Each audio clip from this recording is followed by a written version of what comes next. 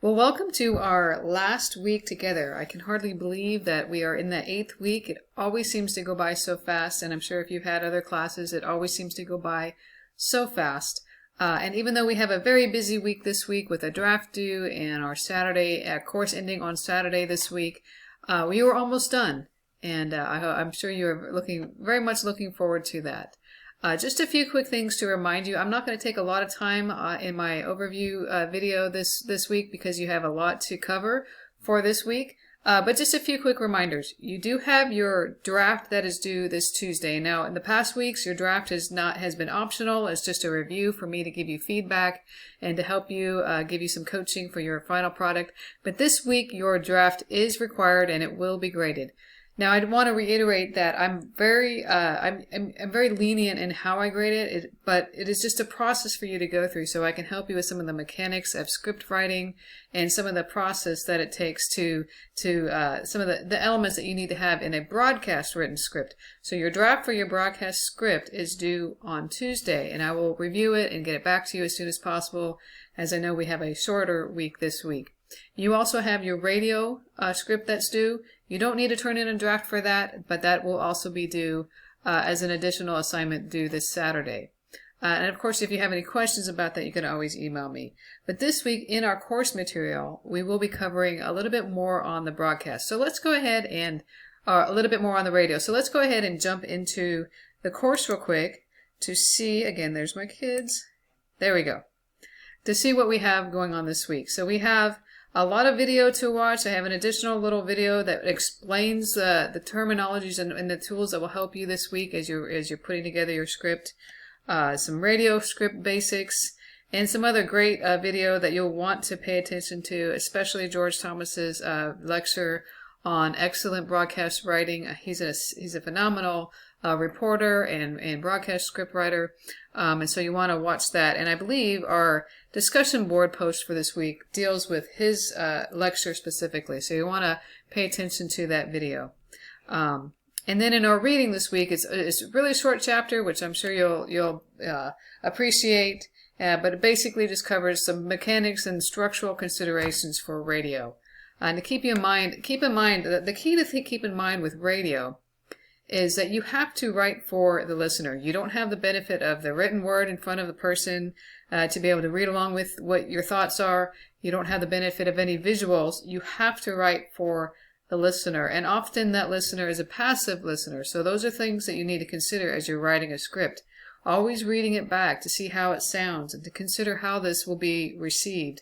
Not just from an emotional standpoint, but literally, how is it going to be heard to the listener? Is it easy to hear? Is it a word that will be easily spoken? Those are things to consider as you're writing your broadcast script or your radio script. And so those are just a real quick overview of our week this week. Again, I have the samples to offer you there in your weekly in your assignment module there to take a look at if you're not sure. There's plenty of examples in your book as well, even for the radio. So take a look at those. Be sure you're looking at that. There's samples in the back as well. Every sample is a little bit different, but you'll get the idea of what you need to do there by looking at those samples. One last thing I wanted to share with you. Now, as we're nearing the end of our course, one of the things that I've been thinking about the last few weeks is this idea. You've heard of this kind of gets a little side note from our class, but I just wanted to share an encouraging word that I feel like God has been really speaking to me the last few weeks. In the verse Isaiah 9:6, it's a very familiar verse. I'm sure especially at Christmas time, you'll hear this. For unto us a child is born. To us a son is given. The government will rest upon his shoulders, and he will be called Wonderful Counselor, Mighty God, Everlasting Father, Prince of Peace. Now, I'm sure that you've heard different sermons on this. This is a big Christmas time verse that we key in. And if you want to read the context of this verse, go back and read chapter 9 in Isaiah. It's a wonderful chapter. I mean, the whole book of Isaiah is amazing. But just for context, if you want to go back and read about that, read the chapters before. But I want to key in on this one word, wonderful. It's so easily overlooked, I think, sometimes when we read this verse. We think Wonderful Counselor, Prince of Peace, Mighty God. And those are all amazing things. But this word wonderful has really been bouncing around in my head the last several days. And it really comes from the root word, and forgive me, I'm going to probably murder the Hebrew, but it's from peel. The peel word, which means a wonder. And I had to go back and look it up, of course, because I speak English. I don't speak Hebrew. Go look it back up in the dictionary of what does wonder mean. Some things we take for granted. But I wanted to just, okay, what is the dictionary? How does the dictionary define this? And in the 1828, a Webster's dictionary, which is an older version, I realize, but if you go and look at the history of Noah Webster, it's a really good dictionary to refer to if you really want to get a grasp on the language and where it came from. And one of the things that the end of the entry that it said, and it really struck a chord in me, was, we cease to wonder what we understand. And I thought this is so poignant because it's true. We easily look over this word wonderful, counselor, wonderful, because we think as adults we often get this, especially if you've been if you've been in education for a while, you've been through programs, you have your degree.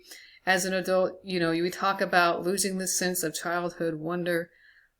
It's because we think we understand. And sometimes we get through this point in life where we think we know it. I hear the voice of my kids in the background of my head saying, yeah, I get it, Mom. I get it. Okay, I know, Mom. They know it all, right? We think the teenagers know it all. And yet, how many times do I realize, or do I have to stop and realize, I don't know it all? And there's so much to our God that is absolutely amazing and absolutely wonderful. When I look at the description of the coming Messiah, we see that he chooses this word wonderful deliberately. And at the same time, that depth of meaning can be lost on us. Because like I said, as adults, we think we know it. Or we get to this season of life where, maybe you've read through the Bible and you know it. You know the stories. And so you've lost that sense of wonder. But I want to encourage you, just as the disciples were. I was just reading a story today, actually, it just came up in church about the disciples when they get into this boat. Again, another familiar story where they get into the boat and they're going across the Sea of Galilee. And Jesus is in the boat with them. And all of a sudden, a storm comes up out of nowhere. And if you've been on the Sea of Galilee, you know this happens a lot. It's very easily happens. And yet, the storm completely took them by surprise. And here Jesus is sleeping in the boat. And I can't imagine, Jesus is actually sleeping in this boat while the waves are overcoming the boat. I mean, he's getting wet. I can't even imagine being able to sleep this way. And yet, he's completely at peace. And yet, the disciples were completely taken by surprise by this storm. It came out of nowhere, and they wake him up, and what happens? Jesus, of course, he asks them, why are you little faith? And then he rebukes the storm, and everything becomes peaceful.